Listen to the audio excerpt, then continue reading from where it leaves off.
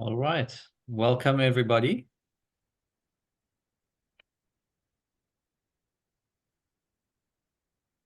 I'm going to give it a few moments. We can see all the participants beginning to join. So welcome, everyone. My name is Flo. I'm one of the hosts of today's session, and I'll be both moderating and speaking.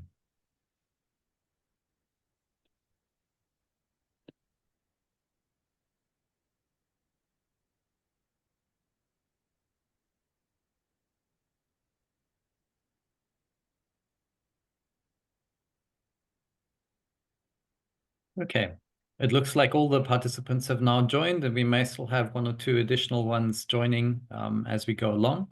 But I think in the interests of time, we're going to kick off. Just again, briefly by way of introduction, my name is Flo. I'm with the DSI NRF Center of Excellence in Food Security at the University of the Western Cape, and I'm one of the conveners of the African Food Systems Transformation Collective. And today we're going to having it's actually quite an important milestone event for us.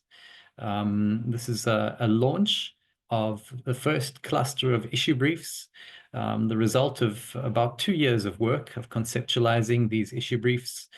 The intention with the issue briefs is essentially to provide some guidance and information for philanthropies on how to best promote transitions of African food systems towards greater sustainability, resilience, for them to be more nourishing, but also to be more fair. So today's topic centers on a series of issue briefs that are focusing on food justice, various issues of relating to food justice. And I'll be providing a bit of an overview of our thematics in a moment. But before I do so, I'd like to invite my colleague Malik Dasu from the African Climate Foundation to say a few words about the background, the reasoning for this set of issue briefs, and the motivation why the African Climate Foundation has commissioned this work. Thanks, Malik. Please go ahead. Thanks, Florian. Hi, everyone. Thank you for joining today and making the time to stay with us. It's going to be a really interesting and very important and impactful session. Just to give you some context, the African Climate Foundation, started the Sustainable Land Use and Agriculture program not many years ago now. And when we started, the intention was to figure out how we scale the uptake of regenerative agriculture across the continent. We realized that was quite a narrow way of looking at how we develop and transform how landscapes are used for food production, and that we needed to take a broader food systems approach. When we were looking into this and figuring out how we scale agroecological food system transformation, we realized that there really wasn't enough information out there to help us build an informed opinion on the catalytic role that philanthropy could have. There were lots of theories of change out there for different parts of private sector, government, and NGOs, but very few sort of picking out where funding becomes that next tool to get us across the line. In addition to this, we also noticed that philanthropic funding on the continent is scattered. It's not uniform and it's not coordinated well. We wanted to figure out a way where we could pull together the expertise that exists on this continent to help us identify where our funding would be most useful. So it wasn't research for just the sake of research. All this information is going into what will be our food systems investment strategy. And the other thing that we're wanting to do with it is take other philanthropies along with us. So make sure that there's at least an entry point for other philanthropies who sit in the same boat as us when we first started, to say that, we don't know where the best use of our funding would be, and we don't want it to just go into a massive pile for us not to be able to demonstrate impact. And we're hoping that the African Food System Transformation Collective gives us an opportunity to do just that. So both along the discrete themes, but like today across thematic areas, like food justice as a broader concept. So yeah, please keep that in mind, the intention of the AFSTC when you listen to the presentations. We'd love your feedback on whether the issue briefs that will be presented are helping us get to that point that we want to get to. Thanks for that, Florian. I'll pass back to you. Thanks, Malik, for offering that context. So the issue briefs were produced as a result of quite a long process of firstly identifying the themes that we were interested in. Secondly, finding teams that could collaborate together. And in that regard, we felt that we wanted to bring together teams from various different institutions across Africa. So each of the themes generally has at least 2 or 3 African regions represented. So these teams collaborated over several months to craft issue briefs that responded to a set of questions that we'd outlined, and conducted a review of literature, as well as, in some cases, also direct data gathering through interviews with focus groups. The drafts were then reviewed not just by myself and Malik and other colleagues at the ACF, but also by members of the advisory committee.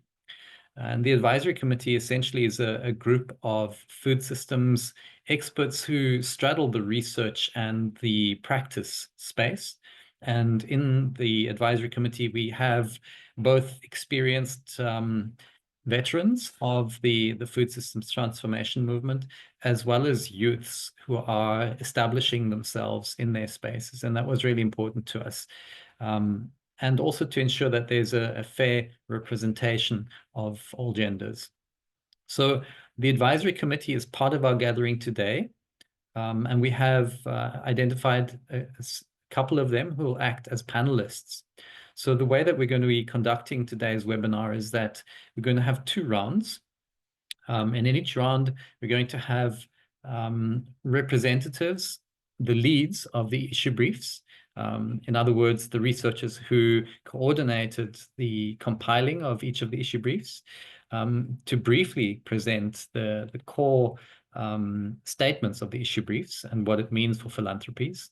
And then we're going to have short reflections by the panelists on the issue briefs, primarily the themes of the issue briefs, and possibly also a little bit about the process. So that's the outline in terms of the process. And in terms of the themes, we've got some really interesting contributions today. And again, all of these are related in one way or another to food justice as an overarching topic.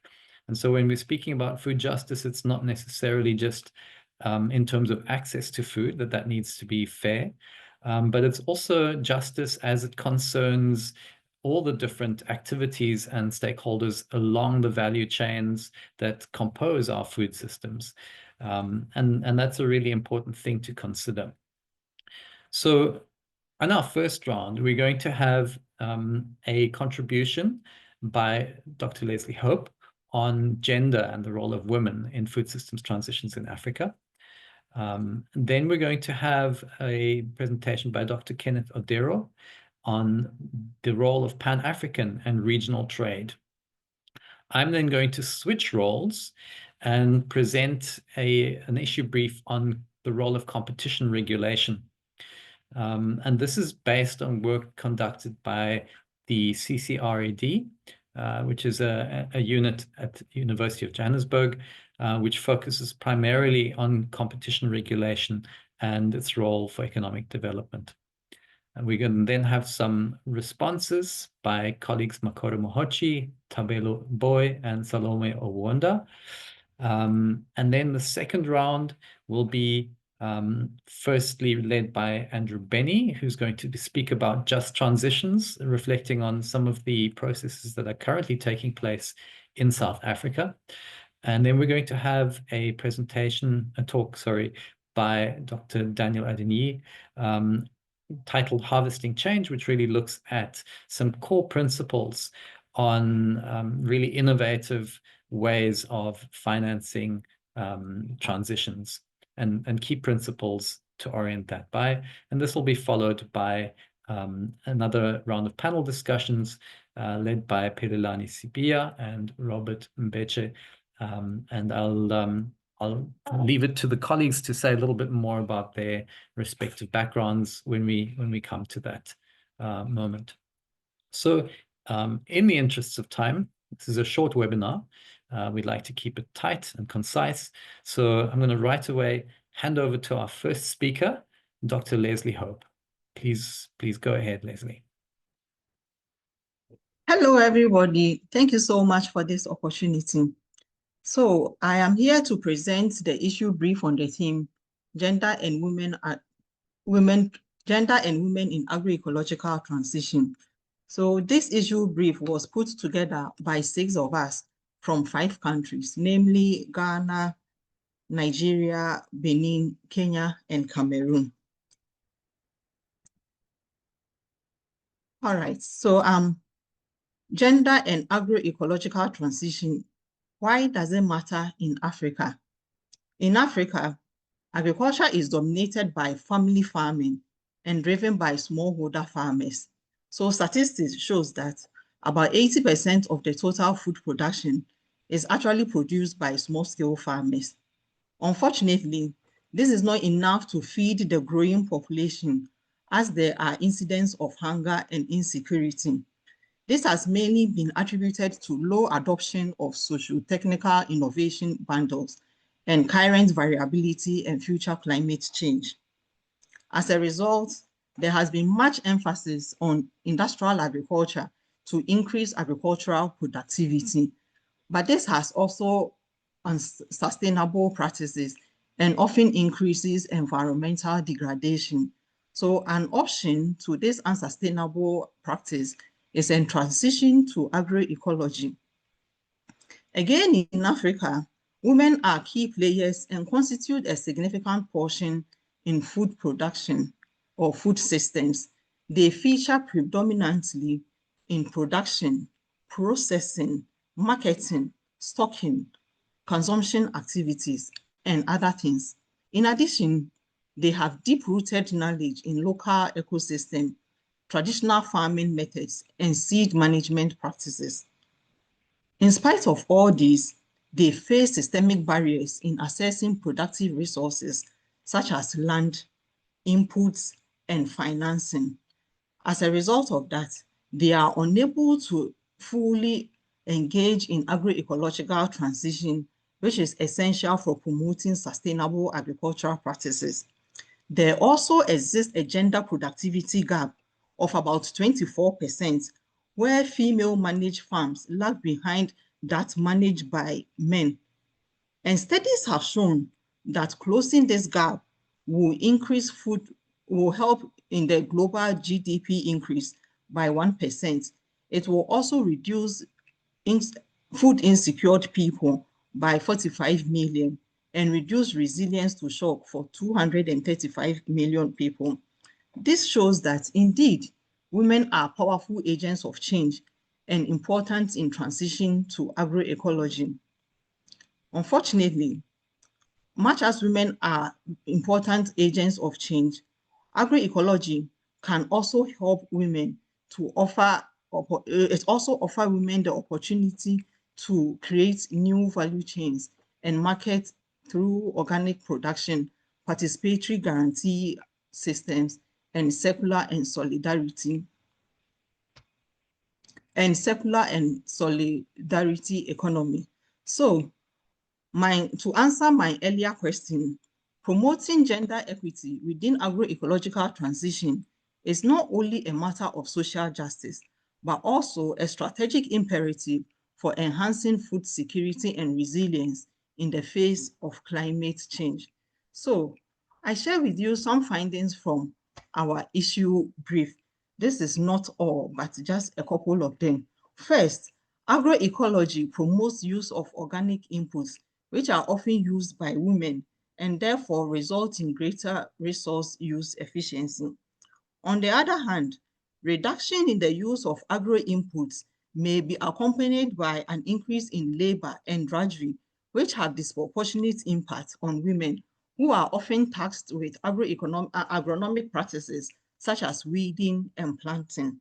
Again, agroecological transition across the African continent is influenced by cultural practices, indigenous knowledge, geographical diversity, land issue conflicts, and etc. In Ghana, for instance, the matrilineal system of inheritance actually enhances women's ability to access land. On the other hand, if we look at Kenya, much as there are legal bindings to women access and ownership to land, but the cultural norms always overrides that. Therefore, negotiations with local stakeholders around land use and ownership are strongly driven by cultural norms. Most agroecological projects also do not have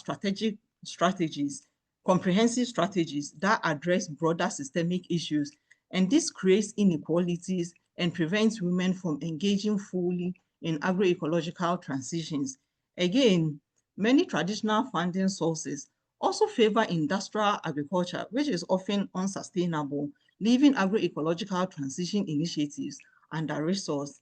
A review of key case studies also shows that in spite of the fact that women have challenges in transitioning to agroecology, some have been able to do it through collective action. So, in essence, the essence of the success of agroecological transitions in Africa hinges on recognizing and addressing regional variations, particularly on gender dynamics, supporting more sustainable, inclusive food systems that are resilient to climate and ecological changes. So given these findings, we recommend that to promote gender-sensitive agroecological transition across Africa, philanthropic principles should prioritize inclusivity, diversity, resilience, sustainability, and scalability. Also, to promote agroecological transition initiative, there should be an adoption of community-centered approach, which gives community members the opportunity to co-design and implement the project. This ensures sustainability. Another recommendation is the strengthening of women market access and processing capacity. And this can be done through the establishment of community-based and gender-sensitive processing hubs, such as millers, dryers, and organic packaging. Or we should facilitate the organic certification process through social and solidarity economy and agroecological labeling, given the fact that women dominate in processing and exit. And then also, philanthropic funding should engage with African states or governments to strengthen or create independent organizations that promote women's rights in agroecological transition through policies, institutions, and capacity building. In the case of policies, for instance, we could think of developing a well-defined policies for organic certification, labeling, and marketing standards. So this is just a snippet of the issue brief. Thank you so much. Thank you, Lesley, for sharing some of your findings about that really, really important brief.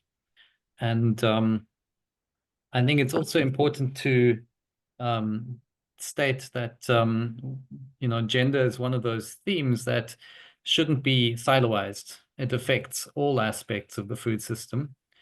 And so we have included it throughout all of the other issue brief, you know, specifications as a theme to be discussed. So thank you for leading that. And I'm hoping that this is something which will be picked up widely and considered in the conceptualization of any kinds of calls for proposals, and also on the flip side by funding proposals, to think really innovatively and progressively around gender and the role that women play in the food system. So thank you for presenting that. I think it's a really powerful overview of the findings. And please recall that we've copied the link to that issue brief into the chat. So please do have a look at it, download it, read it, and please share it widely. We hope that it can be a resource not just for philanthropies, but also for researchers as well as for civil society organizations.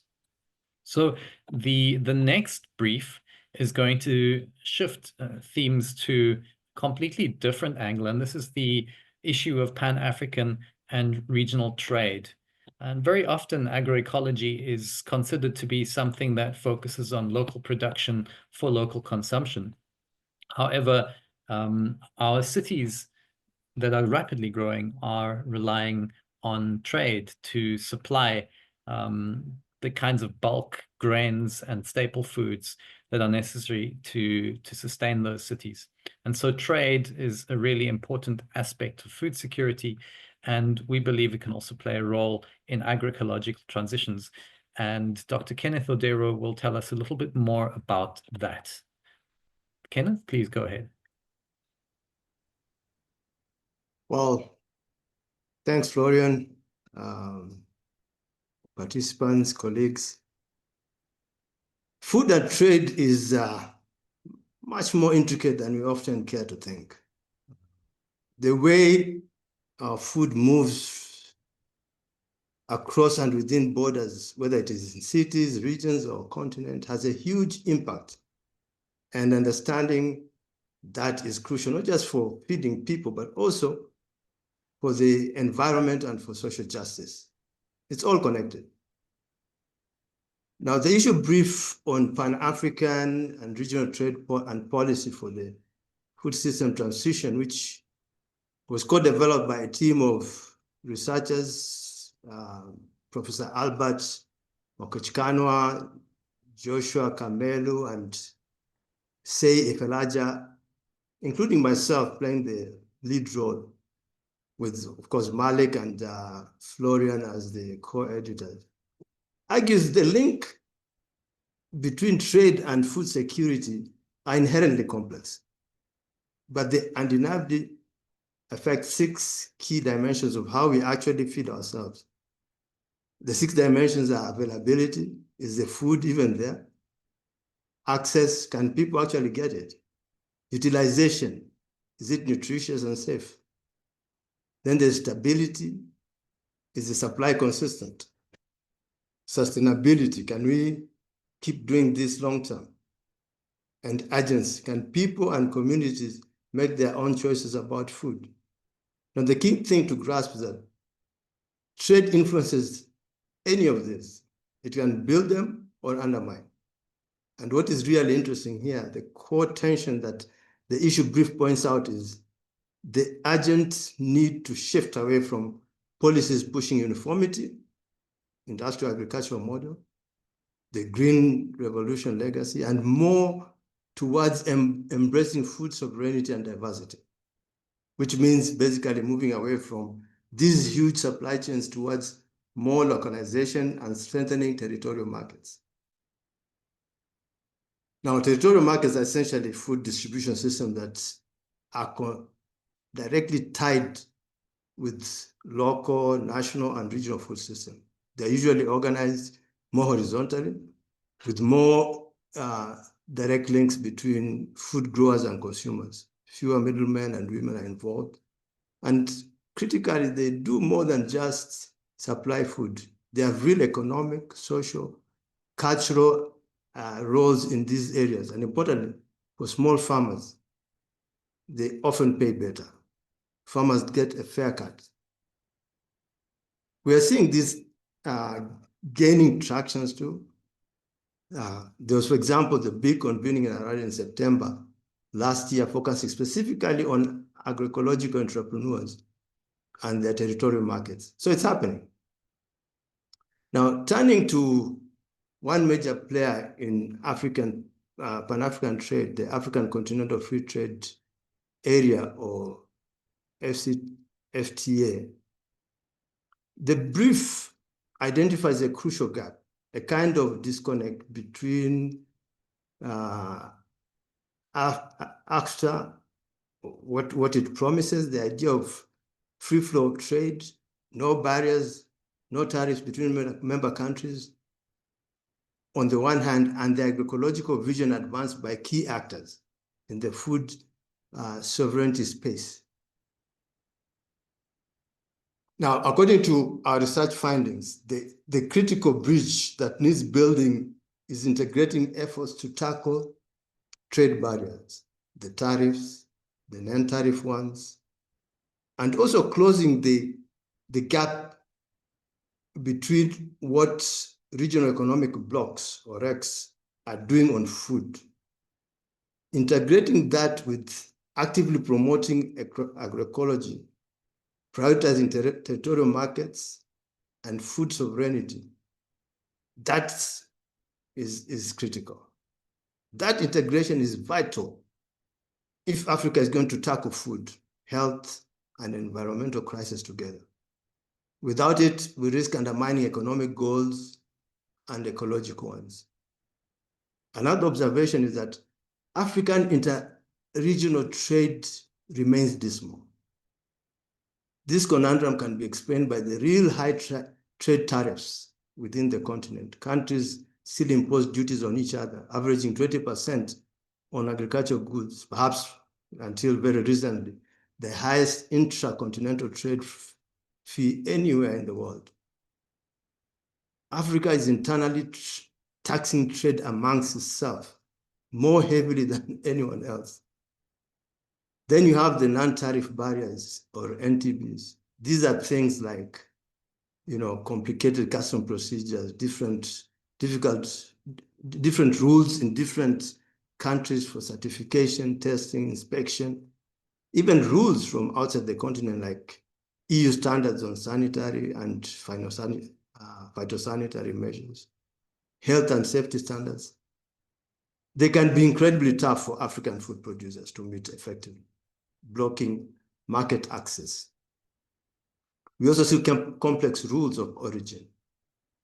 These basically define where a product comes from for trade purposes, and they often stop businesses from actually using the preferential trade deals that currently exist, and therefore the intended benefits to start to materialize. Finally, there's the issue of limited price transmission, which means price signals from, say, the international markets don't effectively reach local markets. This is because things like poor roads, lack of storage, or maybe powerful middlemen and women, even unofficial taxes, it all adds to friction and lead to really volatile prices for farmers and consumers. So the brief cites a chocolate example that helps illustrate how trade rules can actively discourage local value addition, local industry, and sustainable practices. It is a perversive incentive. These trade dynamics link directly to the bigger structural drivers of food insecurity, things like profit-driven food inflation, where corporations are concentrated control of food systems, and fair land distribution. All these hit small-scale farmers the hardest, making it tougher to benefit from trade, even local trade. So it's not just what is traded, but the whole policy environment around trade. The policy landscape is definitely a big part of the bigger problem, blocking the shift away from the dominant industrial model. Now, one aspect of the policy question is simply lack of policy harmonization. You have countries belonging to multiple regional groupings, sometimes with conflicting rules and objectives. And it only honestly gets messy. Then there's the sheer dominance of the industrial model. It is deeply embedded. The issue brief characterizes it as policy and institutional locking. The system resists change, and often there's low awareness among policymakers around agroecology as a viable alternative. And finally, agroecological principles, the 13 principles, some which my previous colleague Lesley has mentioned: participation, land and natural resource governance, connectivity, fairness, social values and diets, co-creation of knowledge, economic diversification, I can go on. Now, these principles are not integrated in the AFC, the African Continental Free Trade Area framework itself in any explicit way. The ACTA is mainly focused on conventional trade goals, volume, removing tariffs, which can sometimes ignore, even undermine the non-market values, such as ecological health or cultural practices that agroecology supports. So what about the solutions? The issue brief makes the argument that we need a more holistic view, looking beyond just trade itself, connecting into bigger issues like climate change, urbanization, etc. Trade dynamics is not or don't happen in isolation. Climate change, for example, is a threat multiplier that makes all the existing vulnerabilities in Africa food systems even worse. And this is why agroecology becomes so important. It is seen as a way to build food systems that are sustainable and more resilient to shocks like climate change. So trade policies absolutely need to support this shift. They should create incentives for sustainable farming, promote those local and regional markets earlier highlighted, and critically make sure trade deals don't end up weakening the environmental or social standards. And that requires policymakers to take a truly holistic view, integrate environment, social, equity, economic development, not to treat these as separate boxes.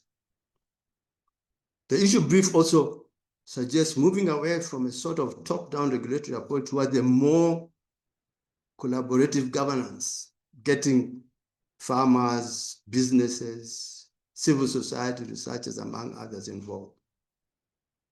Of course, these issues play out at different levels and different scales, from individual farm right up to the regional level. So how can we reimagine change? Now, a helpful way, of course, is to think about change as scaling out, scaling up, and scaling deep. What do we mean by this? Scaling out is basically about spreading the practice, getting more farmers, more communities using agroecological methods. Horizontal spread also, you could call it that. Scaling up is about changing the rules of the game, influencing policies, institutions, laws to change, to support agroecology, making it easier, so to speak. Embedding it, as it were, in the system. And scaling deep is about changing hearts and minds, shifting cultural values or our relationship with food, with nature, with community. It is deeper. So I'm reminded I need to wind up. So, of course, we need to, the issue brief also recommends a couple of things for philanthropy.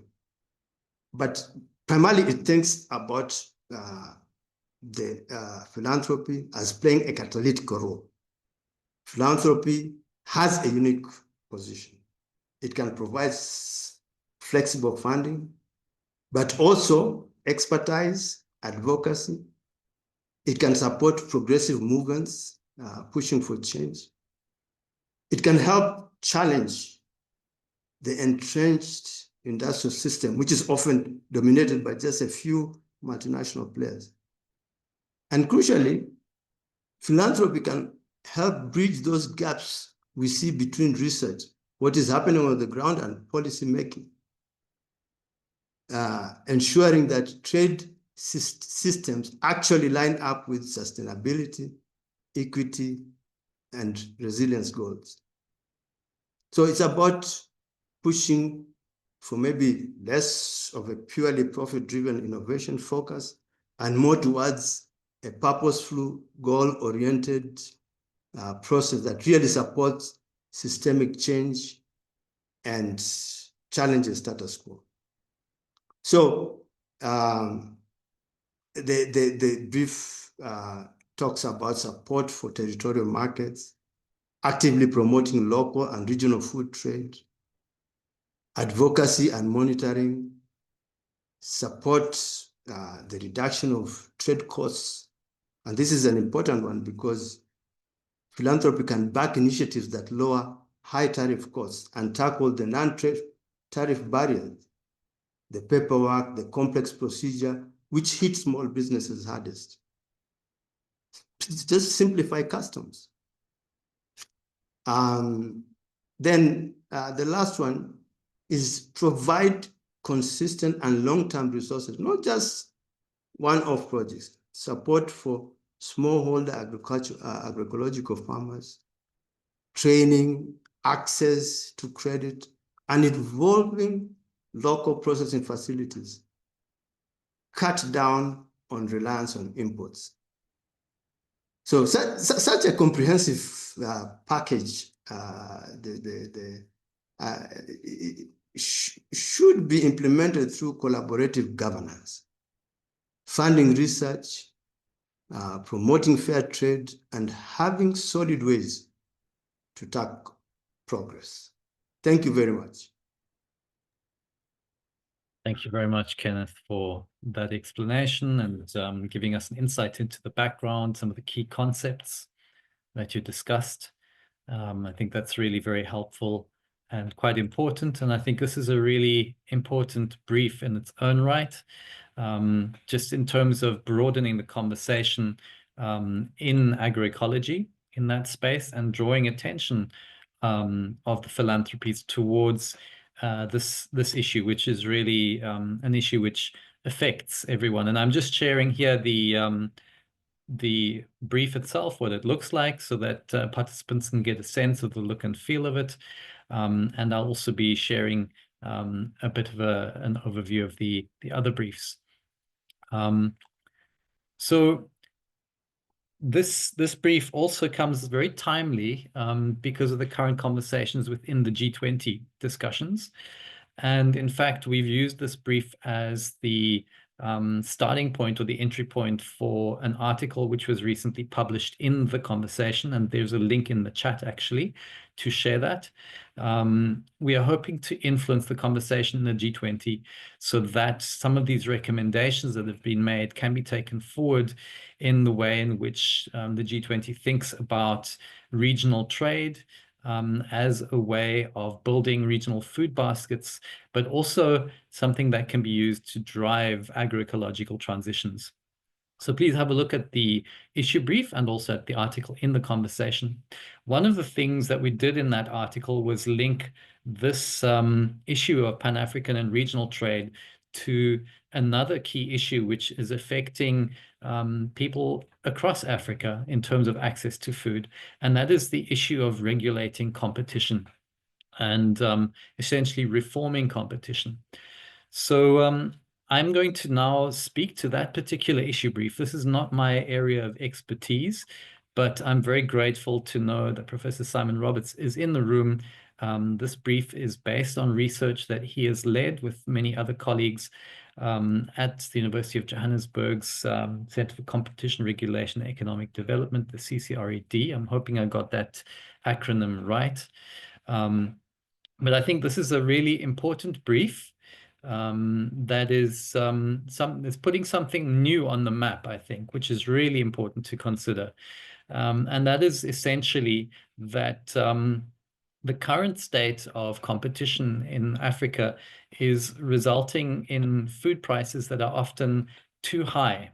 And that effective price transmission, which Kenneth already alluded to, is really important in order to ensure resilience to various different shocks. And obviously, climate shocks is one of the most important ones to consider. But there are also various other shocks if we just think about the impact of the Russian invasion of the Ukraine and the impact that that had on grain prices globally. So there are really important changes that need to be made in the way in which competition is regulated across Africa. And this issue brief really makes some key recommendations around strengthening regional cooperation amongst competition authorities, improving market intelligence, and getting international donors to pay attention to these issues and to direct more funding towards them. But we're going to take a step back to just think a little bit about the key issues at play and why this is important. Why does competition need to be regulated? Well, a key issue there is the issue of market concentration, that essentially a few multinational firms can dominate key agri-food value chains, specifically in fertilizers and poultry, which were two of the case studies that were conducted. And that this can allow those multinational firms to manipulate prices unfairly. The other issue is that we have very weak competition regimes in sub-Saharan Africa. And the research conducted by Professor Roberts indicates that nearly half of the countries in sub-Saharan Africa lack effective competition laws or the capacity to enforce those. And then we have various different trade disparities that affect regional food supplies. And so climate shocks that disrupt these food supplies require really effective trade frameworks that are cooperative. So this is a really important aspect to consider, and we feel that it's relevant to philanthropies because support is needed from the philanthropic sector to fund market intelligence platforms. And the African Market Observatory is one really important platform that does this kind of work, which gathers market intelligence. But that philanthropies can also strengthen advocacy for competition law reforms. In other words, supporting organizations that campaign for this within various countries across Africa. And finally, and this is again picking up on what Lesley spoke about earlier on, that philanthropies can also empower women-led agribusinesses and cooperatives to have a stronger role in regional trade and also to campaign for more effective competition regulation. So I think what is important to recognize is that when there is this kind of market concentration, it enables some of the really powerful corporations that are involved in the import of key inputs and in the trade of some of the commodities that sustain food value chains to set prices that are much higher than they ought to be if one takes into consideration fair costs of transport and of processing. In other words, they are putting up big markups which make food much more expensive, often for those who can least afford it. And essentially they are basically robbing the poor to make themselves more powerful and richer. And this is obviously an injustice which needs to be tackled. And so there is a need to strengthen the capacity of organizations that do so.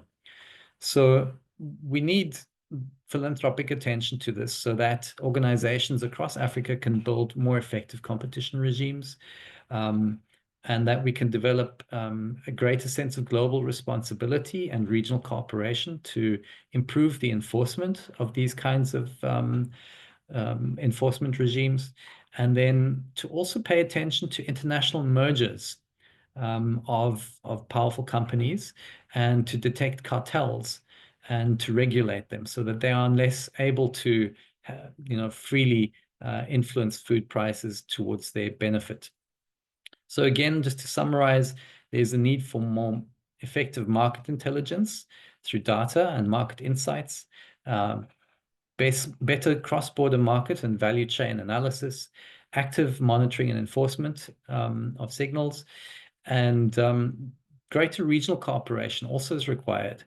So this means addressing some of the cross-jurisdictional challenges, in other words, where there's various different jurisdictions that are in force when food is traded, to support coordinated advocacy, and to amplify the collective voices of small farmers, small processors, women's groups in regional forums. And of course, there's also need for support from the international community.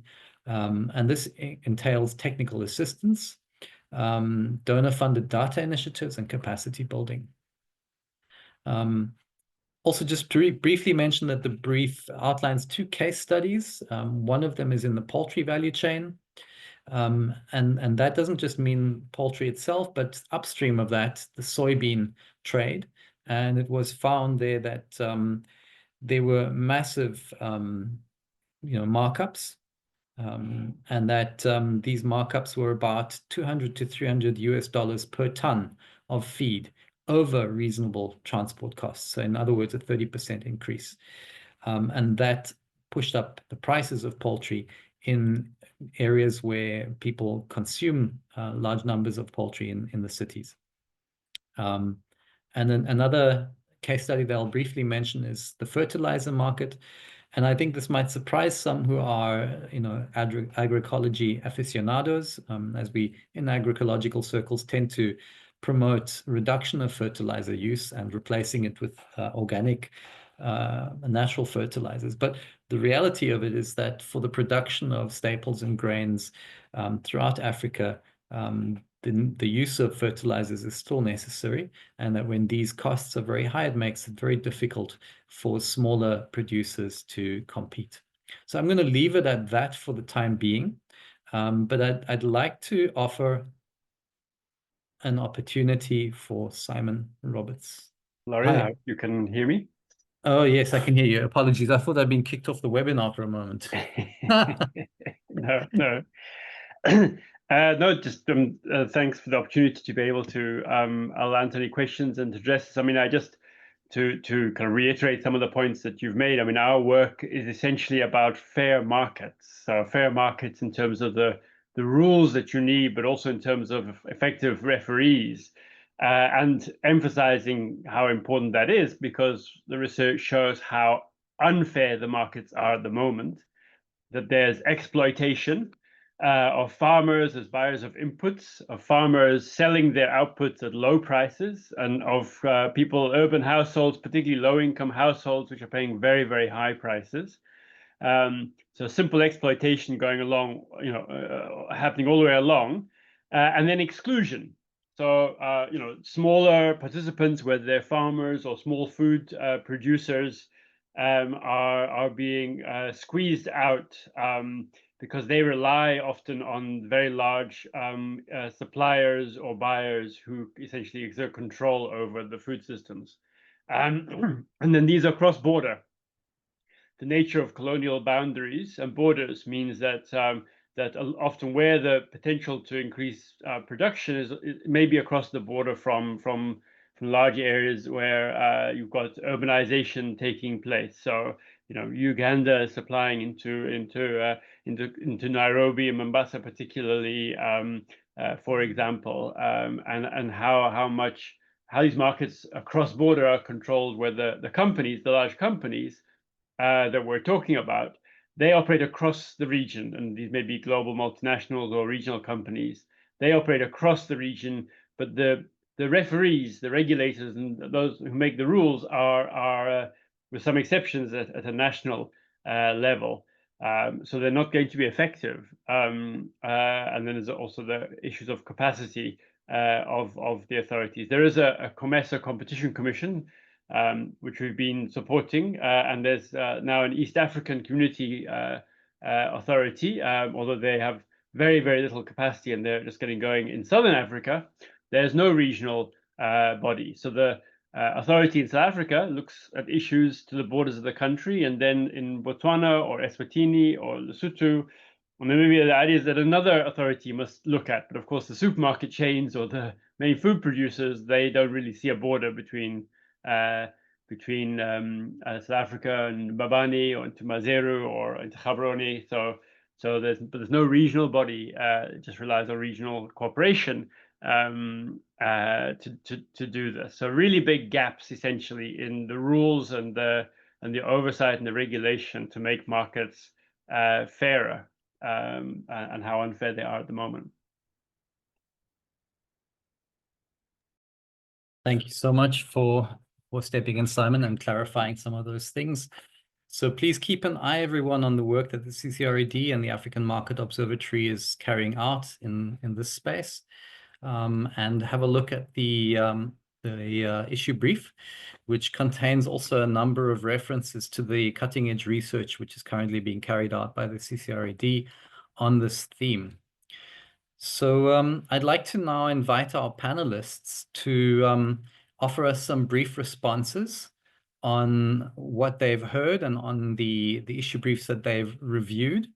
So the panelists whom we have invited to reflect on this particular round, the first round, are Makoro Mohochi, Tapelo Boy, and Salome Owonda. I'd like to ask Salome if she's on the call to offer us some reflections and feedback.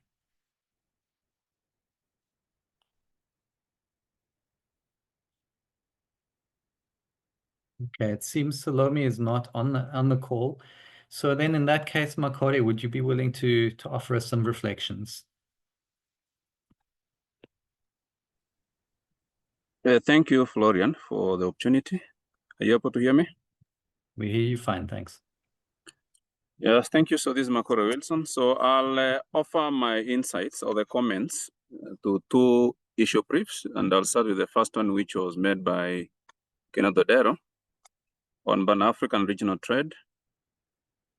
First thing, I want to commend the African Food System Transformation Collective for this insightful and timely brief, because when I look at it, I realized that it addresses a complex but urgent agenda that is reimagining Pan-African trade through the lens of agroecology, equity, and food sovereignty.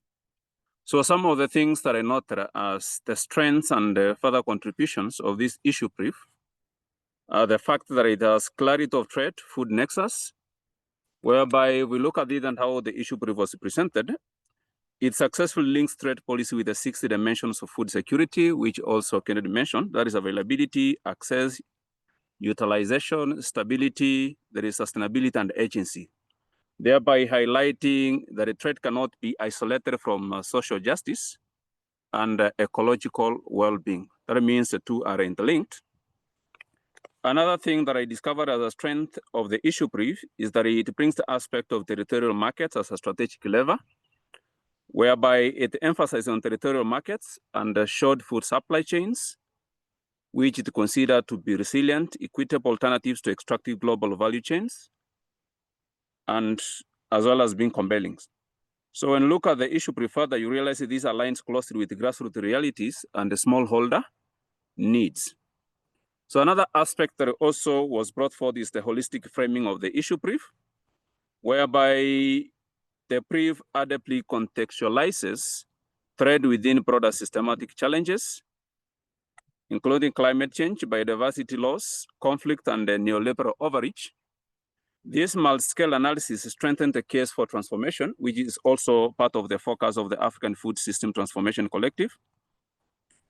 It also brings the aspect of institutional hurdles and innovation gaps, whereby during the presentation, you know that there is an identification of policy lock-ins, fragmented regional trade frameworks, as well as the distorted innovation systems, which is very precise.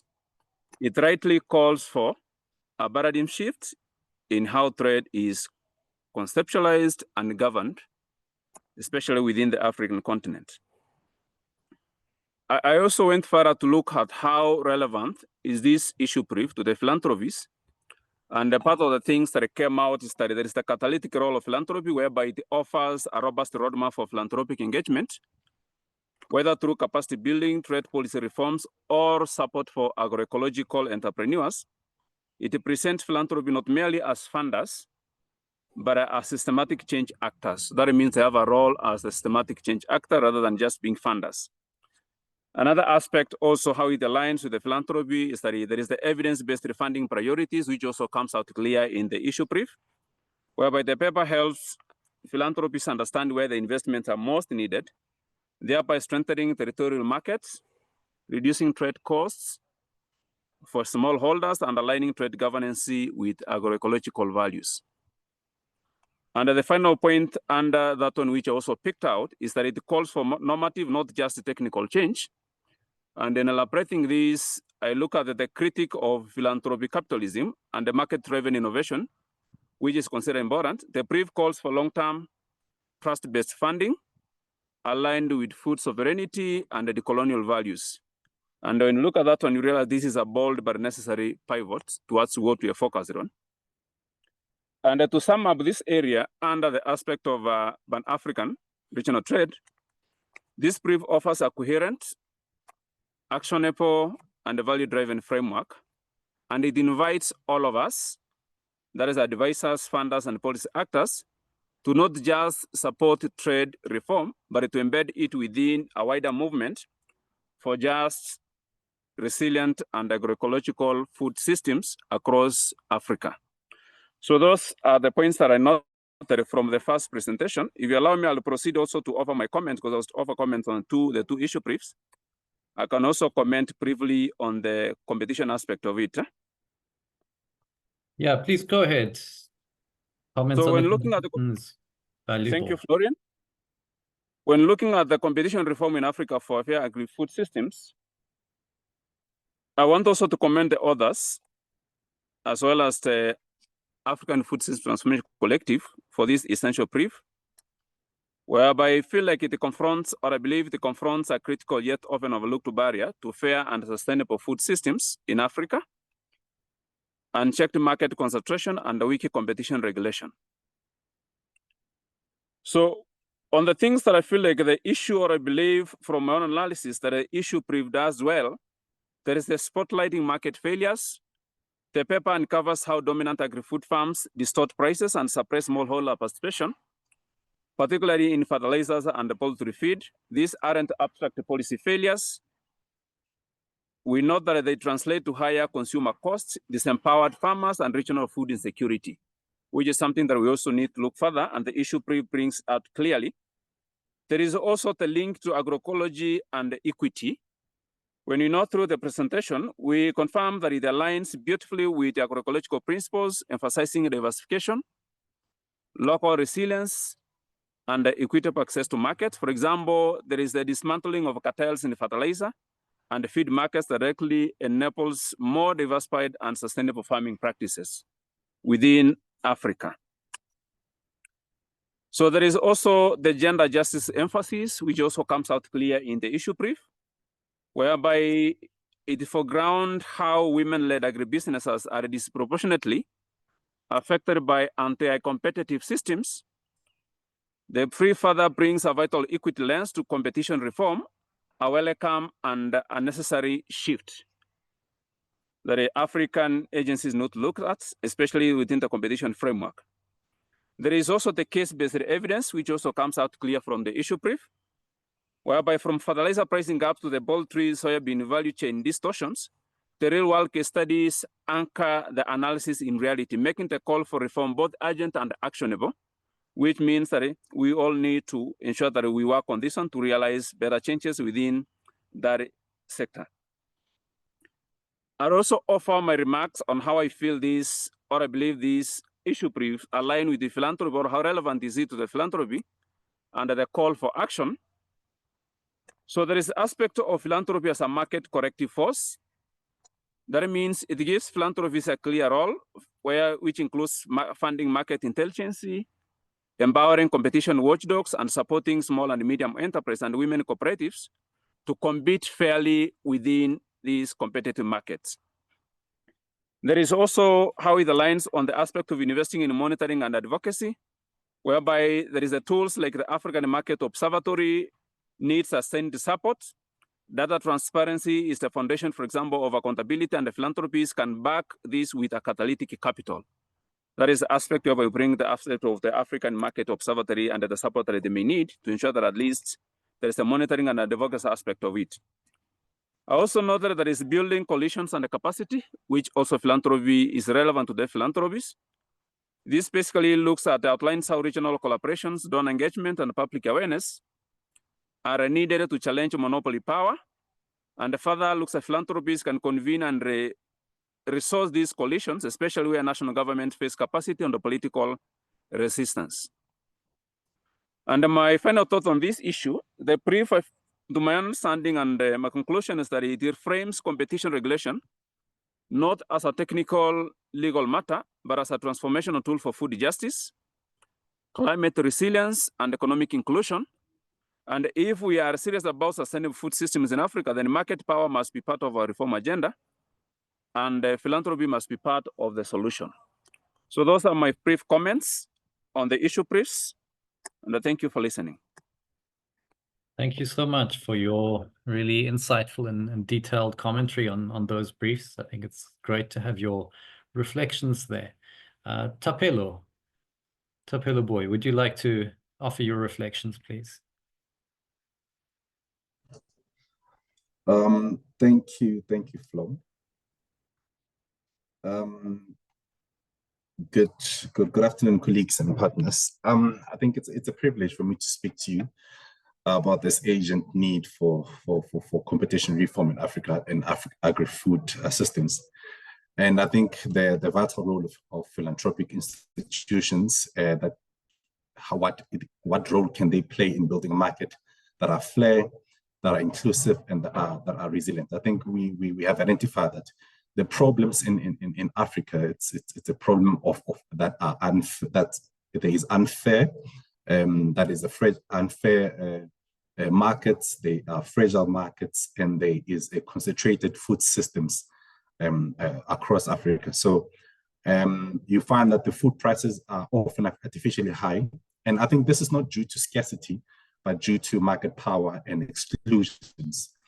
And there is, I think, a handful firms that dominate the inputs like fertilizers and seed, that control the processing and dictate the farm gate prices, while the smallholders and the women-led producers are locked out.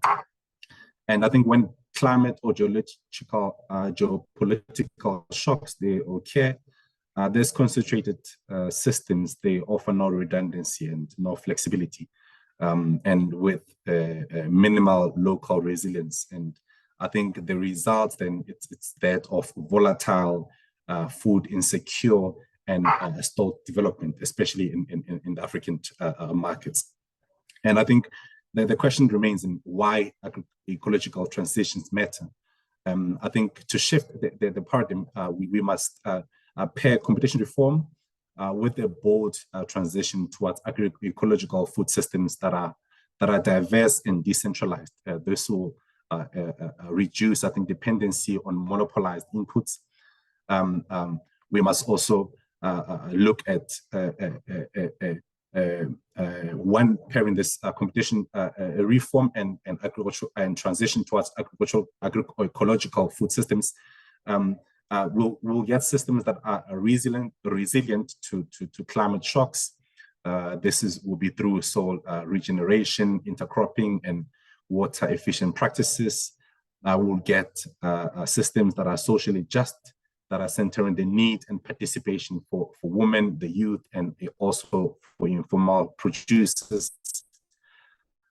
We will get the systems that are locally rooted, that are that are shorter in terms of the value chains that serve both the enabling policy and competitive markets without fair and input pricing, access to storage, and equitable buyer relations. Farmers cannot shift away from extractive models towards sustainable ones. So fair competition is foundation and not an afterthought and of agroecological success. I think I would just like to highlight the barriers that we have identified, and I think that needs to be addressed. We have identified that there are high barriers for small for SMEs and for women. So you find that small producers, they face limited access to finance, to land, to market, and women who make up over 50% of the agri-food labor, they face systematic discrimination in almost every link of the value chain. You find that there are also barriers in terms of the rules of origin and infrastructure gaps, and these complex rules often prevent regional integration. They lack and a lack of cooperative storage means that smallholders must sell immediately after harvest, and this undermines their bargaining power. There is a rigid and unaccountable market structures. In time of crisis, I think centralized markets cannot adapt. Local actors are disempowered and price spikes. They further deepen the inequality and hunger. And I think we have to identify what is the role of philanthropy and what role can they be able to play in this. And I think philanthropy is a catalyst for a structural change that can be able to make a fair, just food transition in the African context.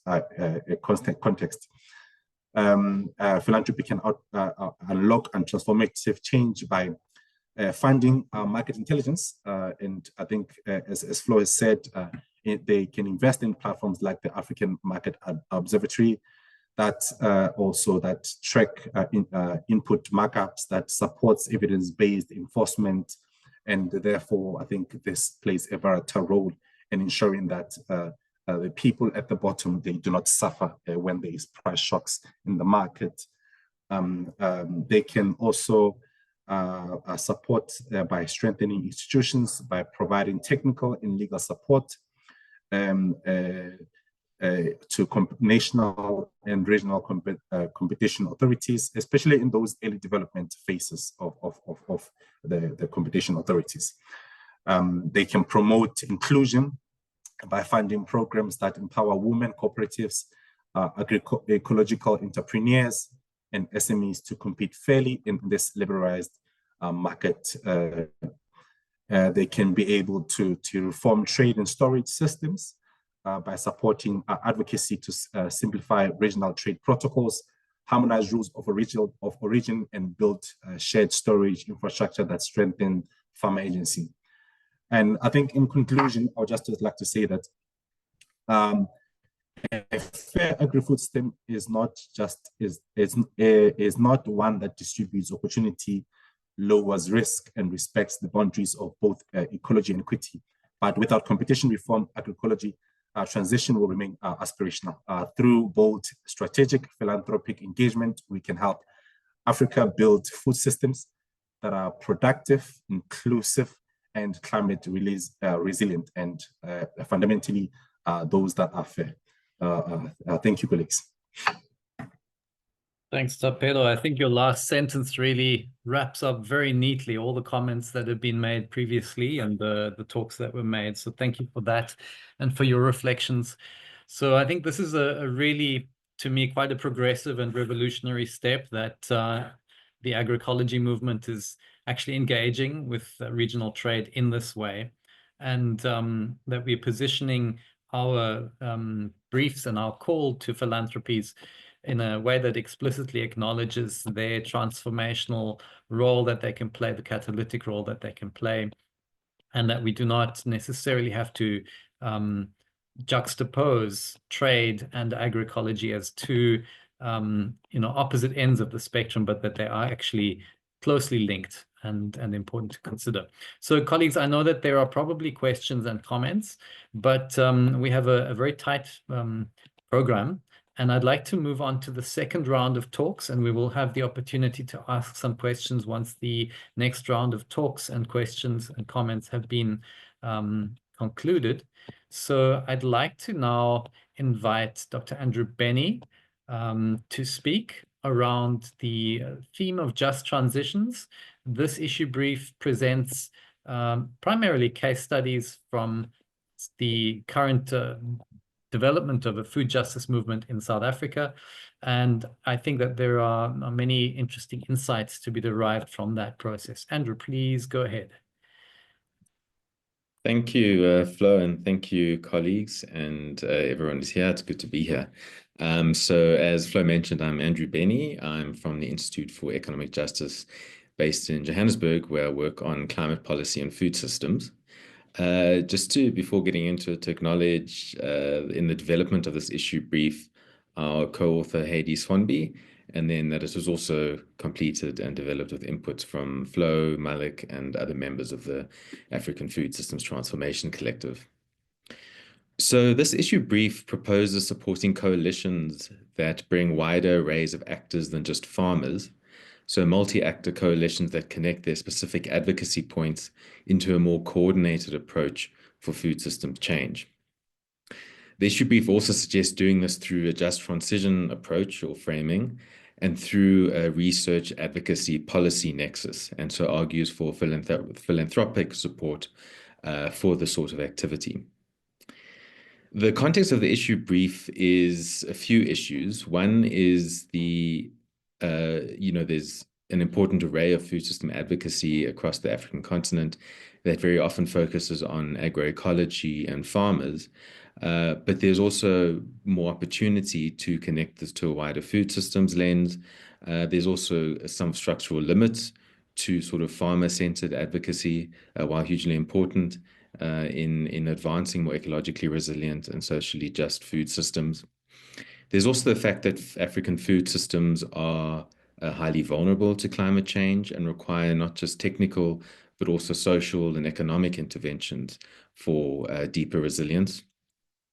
And also, of course, that the high rates of urbanization are proceeding across the continent, which introduces and increases the array of non-farming food system actors like workers in agro-processing and retail, informal traders, and so on.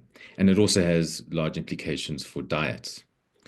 And so from a broad food systems perspective, and the need to drive the agendas that many of these issue briefs speak to, there's a need to connect, therefore, multiple actors across the food system, smallholder farmers, but also labor unions, informal worker organizations, small entrepreneurs, communities, and NGOs. And we suggest that Just Transition provides a useful framing, as well as new and multiple pathways to advocate for fair, sustainable, and resilient food systems in Africa. And Just Transition is about shifting an industry or sector towards a sustainable and resilient set of practices and processes in ways that don't burden the already marginalized workers and communities, and ensures broad social inclusion and equity in the benefits of that transition. And so adopting a Just Transition framing, we suggest in the issue brief, can help seek and surface greater connections across a broader range of actors in the food system, with the aim of creating new networks and pathways for change. And also, this work could integrate support for work at the intersections of research, policy, and advocacy. So the issue brief draws insights largely from the South African experience, where the food system is already highly industrialized and corporate dominated. But it nonetheless provides important insights for the broader African context, because of the industrialization of food systems is a common policy aspiration across the continent. And so learning from the South African experience, both of its food system and of some of its coalition advocacy work, has valuable and cautionary lessons. So the issue brief draws out lessons from case studies of 2 multi-actor coalitions in South Africa working for various aspects of a just transition, of a food system just transition. And in all, the issue brief argues for support to research and advocacy work that connects actors beyond only farming and across the food system into a coordinated approach to pushing for various aspects of food system change or a just transition in food systems. So drawing from this analysis and from consultation with these coalitions as well, we make some key recommendations to philanthropies to support multi-actor just transition coalition building. So firstly, we recommend the potential to invest in multi-actor cross-sectoral platforms and coalitions. And so essentially networks, platforms, coalitions that seek to create increased political, practical, and policy connections between constituencies through various mechanisms as a first important step. Secondly, we recommend investing in network health and infrastructure. And so this sort of work of connecting constituencies, actors that may otherwise have been historically unconnected in political and advocacy work requires investing in the human resources, the technical resources in order to maintain this infrastructure, to convene, to respond agilely to opportunities, policy opportunities, and so on, as well as infrastructures like social media and so on. Thirdly, that funding for context-based solutions is sometimes preferred over one-size-fits-all solutions. So while it is important that experiences and successful experiences locally often aspire to be scaled up, given the challenge of social and economic transformation of food systems, very often coalitions can also be seen as the scaling up element of context-specific solutions and ways to further craft and multiply context-based and appropriate solutions. Fourthly, we recommend exploring grant-making practices that are also specifically aimed at building agency. And this means while outcomes and focusing on outcomes are still critical in philanthropic support processes, there's also a need to ensure strong support for process, learning and adaptation, as well as increased connection. I forget if I'm on fifth recommendation or sixth now, but I'll say fifth, is also to continue more direct funding to grassroots alternatives and processes. So while the issue brief focuses on just transition policy and advocacy, practice at ground level and strengthening practice and alternatives that align with the just transition at ground level is still critical to build the alternative and as learning sites for policy recommendations and learning for the needed shift for a just transition. Sixth, long-term funding is also important in the sense that this sort of coalition building work takes time and a lot of human effort. And so long-term funding around salaries, but also just committed support to walking the journey, adapting and learning together is important. The last recommendation is that that's kind of been implicit in a lot of the other recommendations I've mentioned, is the potential importance of funders funding across sectors and breaking silos. So supporting the coalitions and opportunities to connect, but also supporting the activities of those different organizations in those constituencies in ways that are also potentially coordinated with constituencies and actors in other sectors around just transition imperatives and common ground finding and coalition building. Thank you. Thanks, Andrew, for that really concise and focused summary of actually a very complex and detailed brief. So I see that we are a little over time in terms of our kind of planned schedule. So I'm going to jump right over to Daniel Adeniyi, who's going to be speaking to innovative approaches of funding and financing food systems transitions. Daniel? Thank you. Thank you so much. I hope you can hear me. Yes, we hear you fine. It's not easy to be the last speaker because sometimes you get your time taken away from you. But I'll try as much as possible to be succinct. So this issue brief actually looks at food systems adaptation financing and ways to deliver that to the local level. And I think it was born out of the challenge that we see around the agri-food systems in Africa generally, in that the impact of climate change is very profound. And then we notice that when we talk about, there is a need for Africa to actually adapt to these impacts. But in terms of the financing flowing to, there is a big gap between the financing flowing to Africa's food systems, as well as the need for food systems adaptation generally. So when you look at that, there is a challenge of the mobilization of enough funds that is needed. That is the number one challenge. There is also another challenge when you talk about actually channeling this into the local level, in that the little that is even being mobilized, they are not adequately dedicated to and absorbed at the local level. Research has shown that about 10 to 20% of the adaptation finance is actually going to or reaches the local level. So there is this gap that needs to be bridged, but there are challenges related to it. So this brief actually looked at what are these strategies that the donor communities, that funders can actually use to deliver more adaptation finance to food systems at the local level. That was what we focused on there. In terms of the challenges, generally, what we see from the research that we have done over the years is that there is the tendency for donors to use top-down definitions of expertise and requirements when they are setting up their criteria. In other words, there is inadequate engagement of local actors in terms of setting up these criteria. One other challenge that is also prevalent is that administrative requirement that is being put together by the funders. Sometimes they are too complex for local actors to engage with and for them to meet this kind of requirements. So basically, there is that issue, and there is the issue of even expertise, local expertise to work on this, to work on putting up this kind of proposals together that can meet the requirements that are being demanded by these donors.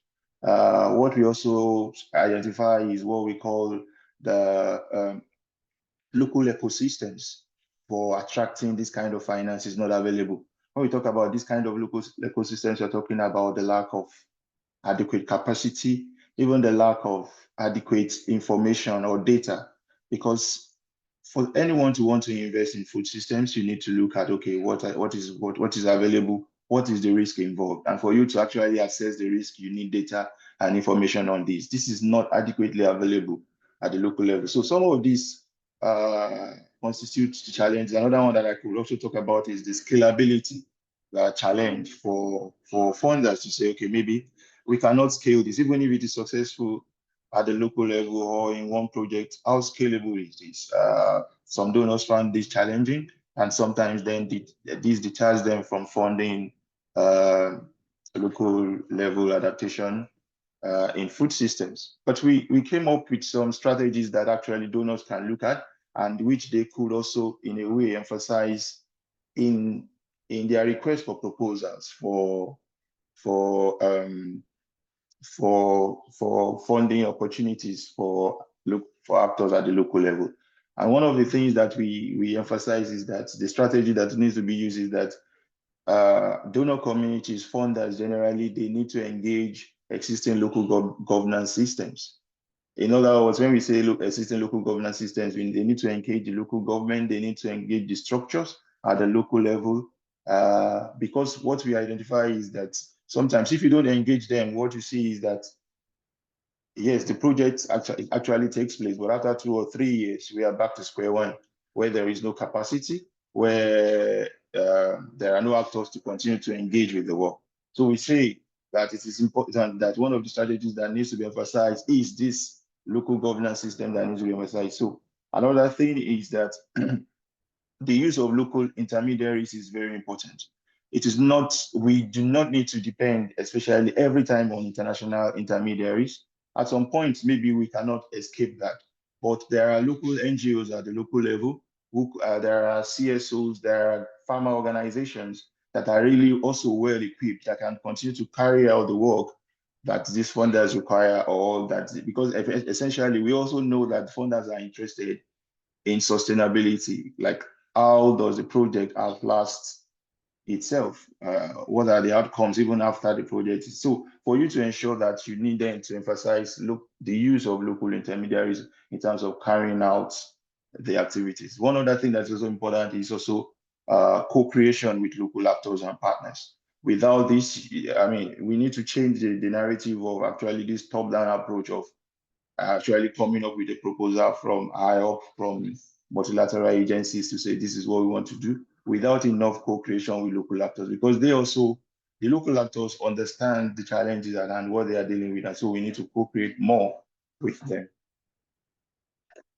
For that to happen, we can then look at how we can establish steering committees, diverse stakeholder representation, also taking adequate attention or paying adequate consideration for gender dynamics in terms of even these kind of steering committees and people who are engaging at the local level. Another thing that we emphasize is also the development of local ecosystems for attracting food systems adaptation finance. If you want to develop that kind of local ecosystem that is sustainable, then we need to be strategic about it. One of the things that we need to do is that we need to build the capacity of the local actors. That is number one thing that we need to do. Number two things is that we need to also strengthen data availability at the local level. Sometimes the data are available, but they are fragmented. We need a system that we need to build all these data together in a way that is usable for financial institutions. One other thing that we need to do is partnership building, both between private and public sectors. In order, so we are trying to say donors, when they are putting up the proposals for funding, they should look at all these aspects and make sure that they pay great attention to that. For instance, they should also demonstrate support for microfinance institutions, cooperative producer organizations, because they play a very pivotal role in terms of serving as an intermediary between the local actors and also those higher up there that are maybe giving the finances. So unlike traditional financial institutions, what we also emphasize in this brief is that this kind of organizations or institutions, when I mean the microfinance institutions, farmer producer organizations, they have that structural proximity and to the people, and also they have that intimacy to meet the local needs of the people effectively. So actually embedding them in such requests for proposals, they are really, really very important. Another thing that we need to do is to harness the potential of digital technology, artificial intelligence in terms of supporting farmers at the local level for them to adapt. So proposals sometimes need to demonstrate this. How do you want to harness technology? Because this is where we are going to now, where artificial intelligence is taking over. And this actually needs to be used by the farmers. In a way, when we talk about equity in terms of the use of technology, we need them to be very deliberate about it in terms of the proposals we are putting together, or the request for proposals that we are putting together needs to demonstrate this. How do you want to harness technology or the availability of technology for smallholders to use? And for that, so finally, we came up with some principles for local level financing of food systems. And one of the things that we number one is subsidiarity. A lot of these principles actually also aligns with the principle of locally led adaptation that is very popular, as well as the principles of agroecology. So number one principle is subsidiarity. In other words, decision-making regarding finance for food systems should not basically be what is done at the top level without necessarily engaging with the local level, with those who are going to run it on the ground. So there needs to be ownership, and they should be given, local actors need to be given more power and agency in deciding what they want to do and how they want to do it. Another thing that we also emphasize is flexible funding. So essentially, funding needs to be done in a way that it is, that when you are monitoring the project, it is iterative in a way. When you have challenges, you can actually adapt. So we're talking about adaptive programming now and adaptive funding so that people can adapt as they are running the project, especially at the local level where context can change and all of that. Another thing, the third one is what we call scalability and repeatability. The principle needs to be emphasized by funders when they are putting up the project, as well as patient and predictable funding. A lot of the times you see that projects just you just want to run it for 3 years, and after that, that is done without no continuity whatsoever. We need to look at this. We also emphasize horizontal accountability, in that the local owners of the project, they are not only accountable to the funders should also be accountable to the local owners in terms of what decisions are being made at the top for this funding. So we talk about not a top-down accountability process, but horizontal accountability where everyone is at the same level. We believe that will also engender the use of this financing, and also another principle finally that we emphasized here is what we call partnership building. In other words, we need to emphasize, because no single actor can actually solve this problem in its own. So the private sector needs to engage with the public sector, as well as the non-profit needs to also be engaged in this process. Finally, as I'm wrapping up because of time, we're saying that in terms of the financing of food systems, there needs to be a change in the governance and administration of this finance. especially from the donor community, especially from the funders.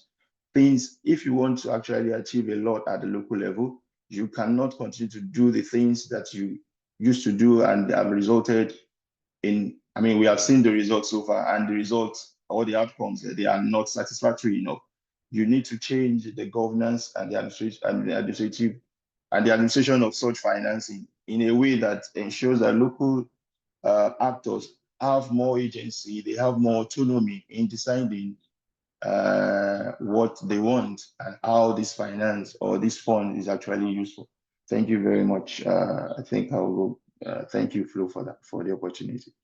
Thanks, Daniel. That's really great. I think that your principles and your recommendations are going to play a big role in informing the mid to long-term strategy for the African Food Systems Transformation Collective, and to give intermediaries and the local ecosystem of actors a greater role in shaping the direction of food systems transitions and how funding is allocated and used, and even how projects are conceptualized and planned. So yeah, I learned a lot myself also reading your brief. You know, I never knew about the subsidiarity principle. I had to actually read up on it to understand that more clearly. So thank you very much for educating us and for just putting a different spin on things and bringing into this concept also of horizontal accountability. So I just want to flag that we are working on an overarching strategy for the Food Systems Transformation Collective. And many of the ideas that you've mentioned now have informed that longer term strategy and will also entail a stronger role for the local ecosystem of civil society organizations to inform the planning and implementation of what is done going forward. So thank you very much for that. Now I'd like to open the floor to our three panelists. I see Salome, you have joined. I'm glad to see you on the call. Pelilani, you're on the call as well. You'll also be offering some comments and reflections on what you've heard so far. And the third panelist that we've got lined up to be commenting on this is Robert Mbeche. So please, colleagues, maybe let's begin with Salome, with a strong gender perspective, but also a strong understanding of community-based leadership of projects. Salome, please go ahead. And colleagues, in the interests of time, it'd be great if we can keep the comments to like 4 or 5 minutes. Thanks, Salome. Thank you very much, Florian. I wasn't able to join as early as at the beginning, but I've been able to capture a few of the presentations, and I had the presentation before the final one spoke about the gender consideration issues, and just to remind us that it's not a good and nice to have, it is something that we have to do.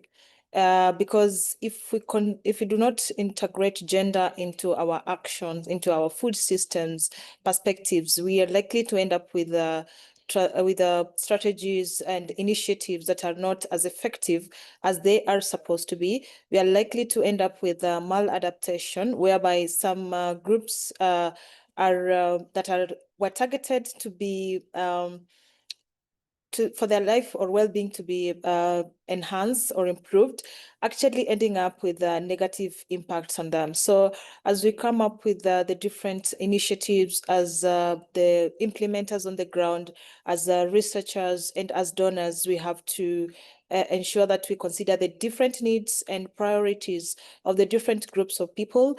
And when we talk about this gender, it's not just the women, it's the women, the men as well, because women and men are not homogeneous groups. We have the persons with disability that sometimes we might forget in the work that we do, especially in the food systems. We have to consider also the children, the elderly as well, in the various categories and in various works that we do. And even as we do that, we have to consider them as the agents of change as well, and not just as vulnerable groups, because most of the vulnerable groups only, but we forget that these are also great change makers in the communities with better knowledge on how better to integrate their needs and priorities. So that means these actions, as has been said by the previous speakers, have to be locally led by these groups as well. So let us engage them on what exactly would work for them, and work with them through this to ensure we have effective, efficient, and sustainable. Able to speak much because thank you. Thank you, Salome. And I just wanted to say that Salome has also played a major role in ensuring that gender informs just about every part of our longer term strategy in the synthesis report, which was very helpful. And to just reaffirm that gender also is a cross-cutting theme, which is a part of each and every one of our issue briefs, as well as being addressed as a specific issue brief.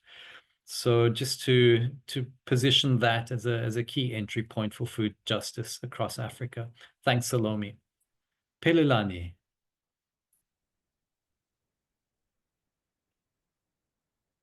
Greetings, everyone. Thank you, Mr. Kroll, for the opportunity. I would like to commend the AFSTC and the presenters, that is Daniel and Bennie, for their insightful presentations. So my reflections will lean more towards Andrew's presentation on just transition. So I find this issue to be highly pertinent and insightful, not just for South Africa, but for the continent as a whole. The brief effectively highlighted the critical need to transition from narrow-focused food production systems and embrace a more holistic and human-centered approach to food systems. The issue brief also touched on the modernization history of agriculture. So the emphasis there was on the emphasis that came with the modernization of agricultural food system was a large-scale industrial production, which clearly illustrated a system that, while achieving national food security in terms of volume, it has perpetuated profound structural inequalities and environmental degradation. And this is a classical case where efficiency measured solely by output has become a significant cost to equity and sustainability. So also the concept of deep just transition is particularly compelling.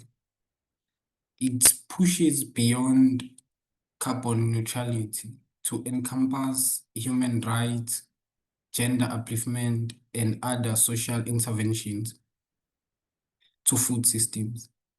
This aligns with a broader understanding of economic development that prioritizes inclusive growth and well-being over mere GDP figures. The issue brief's recommendations for philanthropists are also economically sound. Investing in network health and infrastructure, supporting context-based solutions over one-size-fits-all approaches, and providing long-term funding are crucial for fostering innovation and building a robust, adaptive food systems.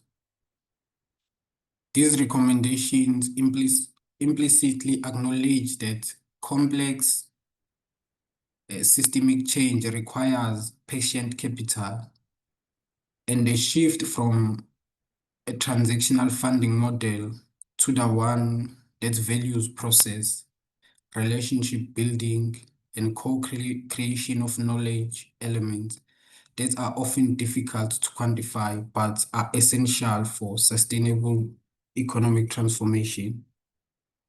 Finally, the emphasis on multi-actor platforms, and co-creation of knowledge from the grassroots up is vital. This participatory approach, as demonstrated by the case study, ensures that economic intervention are not only theoretically sound, but are also practically relevant and responsive to the lived realities of those most affected by food security. This bottom-up approach can unlock new economic opportunities and foster a more resilient, equitable food systems for all. Thank you. Thanks, Philelani, for your very reasoned and yeah, beautifully set out observations. I really appreciated that. It's really a beautiful summary. So thank you for that.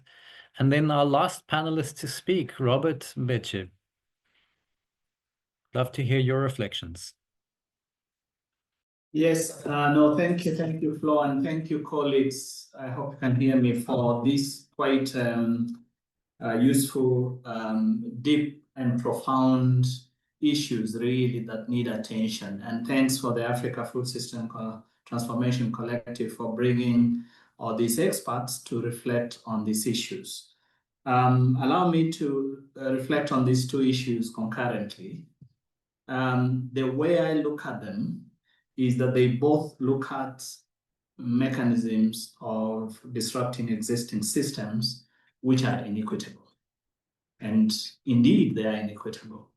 So, for example, the Just Transitions paper tries to or frames the argument around how do you move the injustice beyond production to include other food system components.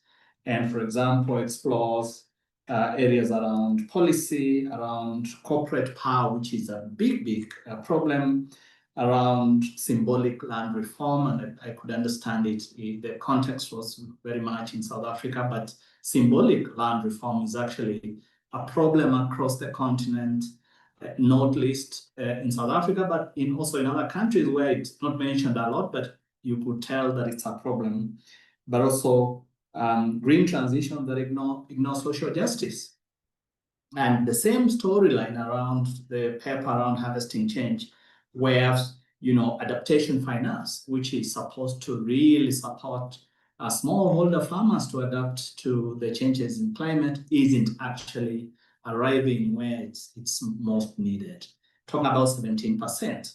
In fact, a bigger problem is even at the way in which finance is constructed, meaning that, and other literature has showed, that only 5% of finance is adaptation finance. That can be contentious because there isn't a mutually, mitigation finance and adaptation finance are not necessarily mutually exclusive, but you can actually tell that there is more, probably in the 90s percentage points, that is going into mitigation than it is to adaptation. But even when we are getting a very small proportion of adaptation finance, it isn't going to the ground. And then the bigger question is, who is gobbling all these amounts, 90, 87%, and so on and so forth. So the issue briefs really have done a good job to put together the evidence that the Africa Food System Transformation Collective, Africa Climate Foundation, can actually bring to the table, together with other philanthropic organizations. And that this is the evidence. This is where we can, begin to negotiate from. First of all, sensitize and encourage other philanthropic organizations to have this perspective as part of the funding that they channel. But also, and if I go, for example, to the Just Transitions paper, it demonstrates some examples or provides some examples of how this might be done. By, for example, the platforms in South Africa that can allow that to change. But I would like also to throw a spanner in the works and say this delivering just transitions is complex. It's going to be complex. people that have power are not going to allow you to take power off them that easily. And so while philanthropic organizations, SCF and others, have to begin by picking examples of where such platforms have worked, supporting their scale out and scale up, we also need to be reflecting on how we might be able to deal with entrenched systems that are extremely complex, corporate power. And so, but we are not going to say that they have to stay. So it is while we are moving forward to demonstrating that this has worked, has brought about, benefits, even if it's small and incremental, what can we do to deal with the larger problem that perhaps platforms on their own may not be able to deliver? We can also borrow examples from other platforms and maybe assess whether they have had a bigger impact. AFSA could be an example to tell us whether we have any bit of success. La Campesina, which is probably the much more older one, could also give us some learnings. But the essence of it is, and my mentors taught, a paper that I read called Repertoires of Domination by Petit and Ribot, demonstrate how the dominants kind of change rules and find a way of getting back to the system of domination. So we can learn from how the powerful find mechanisms of going around by creating new rules. In forestry, we talk about centralization, re-centralizing while centralizing, basically repertoires of domination. These are very obvious in many cases.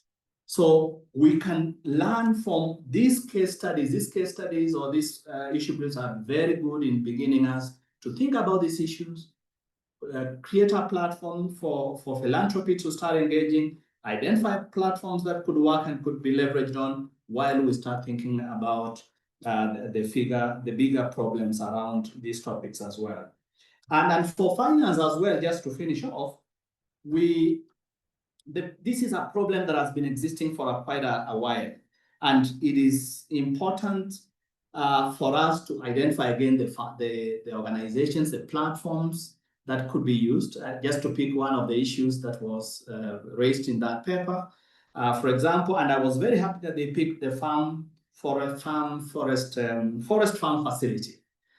And so we can go further to identify why is it that farm forest facility can be considered a good case? What can we learn from? It actually delivered 60% of the finance through it that went down to the smallholder farmers.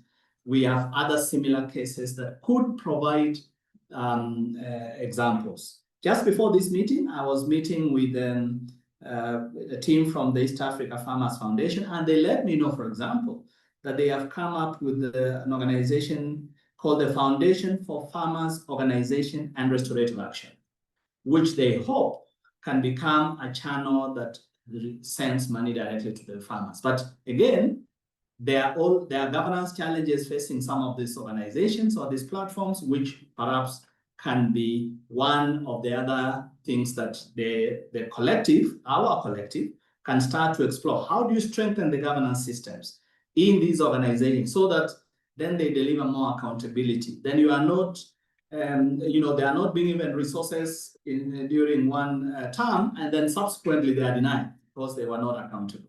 So, I mean, I will leave it at that. I know these are very big issues. We could have spent a bit more to talk about them. But I would like to say thank you very much for the team from ACF, Africa Food System Transformation Collective, all the members that have been involved. You have given us a baseline, a place for us to start, to engage on these issues. And that is a very good position to be in. Thank you very much. Thank you so much, Robert. I really appreciate how you've also brought it back to issues of power and to reflect that food systems transition isn't purely a technical exercise of optimizing how we channel funds and what kinds of projects we conceptualize, but also about challenging entrenched systems of power. And as in pretty much every interaction with you, I've come away also with more literature that I have to read. Repertoires of Domination is on my reading list now. So thank you very much for that. Okay, so and I share your frustration around time and the depth and complexity of a conversation that we have. And I think today's webinar was really mostly intended also as an appetizer to get people aware and interested of the work that we've done as a collective, to share the issue briefs, and the issue briefs themselves are also just entry points to a larger conversation, which will take decades to resolve, if ever it is resolved. So please go ahead and check those out, but please also look out for our invitation to the next webinar, which we are scheduling for the 4th of August at the same time. That webinar will, and again, picking up on what you just mentioned, Robert, around the more local and territorial approaches, that webinar will be focusing more on that perspective of things, the kind of territorial and ecosystems-based approaches, and also issues of land will be part of that conversation. We'll be having 2 additional webinars after that, so a total of 4 webinars that are heading our way. And then we will also have a final webinar in which we will be discussing the overarching strategy that we've been developing behind the scenes within the advisory committee, based on all of these issue briefs, trying to make sense of what does it all mean when we take a step back and look at the big picture. So please, look out for the emails. We're going to be advising you of that. So unfortunately, we've run far over time. I've seen a number of questions in the chat, but I've seen that many of those questions have been resolved. If there are 1 or 2 urgent burning questions that still want to be asked, you can please raise your hands. But if not, I think we will have to conclude our webinar today. So I'm going to give it another count of 5 to see if there's any hands raised for questions. 5, 4, 3, 2, 1. Great. No questions at this stage. Then please look at the issue briefs if there are questions. I'm sure that many of those will be addressed in the briefs themselves. Malik, would you like to offer some last comments, closing the day's conversation?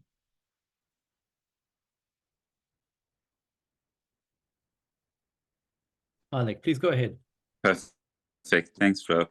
Yeah, well, thank you very much, everyone. Thank you to the issue brief leads, the team members who joined in as well, our great advisory committee, yourself, Flo, for the excellent sharing, and for the engaged comments in the chat. Yeah, I think, what we're trying to do here is build a robust set of recommendations that can seriously be used by funding partners who have a progressive agenda to coordinate our approaches in a more systematized way, which hasn't been done to date. I think we are well on the way to getting there, which is really exciting, and I'm glad many people have picked up on that.